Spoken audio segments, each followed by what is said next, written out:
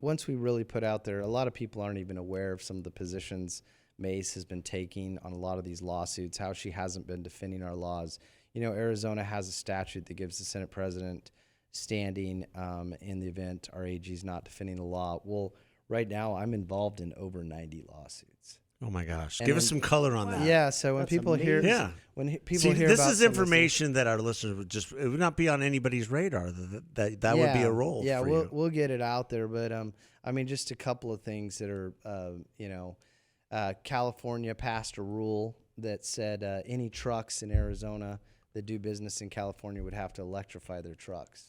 I mean, total typical California insanity. Well, but of course, Chris Mays thinks this is a good idea, right? Yeah, of so course. she didn't do anything. So I joined with other AGs, and we sued California earlier this year, and we won. We're not going to have to electrify our trucks here in the state of Arizona.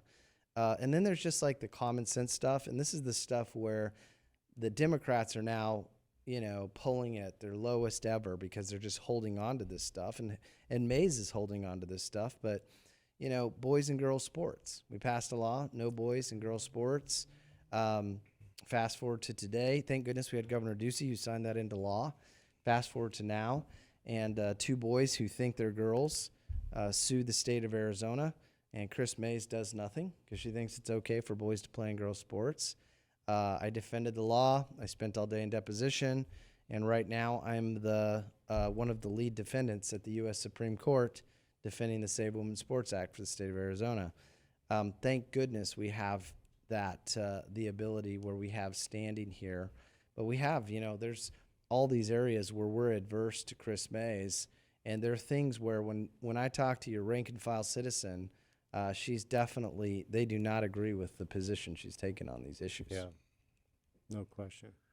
Well, I mean, we've said it, ad nauseum in this on this podcast, just about how the left, including people like Chris Mays, you mentioned the boys and women's sports and women's locker rooms, going to be a deciding factor in the Virginia election in the coming weeks, and they keep doubling down on these issues, which no one wants. Yeah, it's crazy. I mean, you guys remember the 1980s? Like the when we were all polling is normal? very clear. Yeah, right.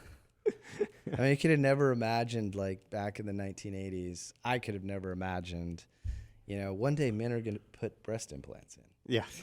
Boys are going to think they're girls, but it's crazy that, the Democrats are just hanging on to this stuff. And in fact, when we almost lost the legislature, we were able to actually expand the legislature.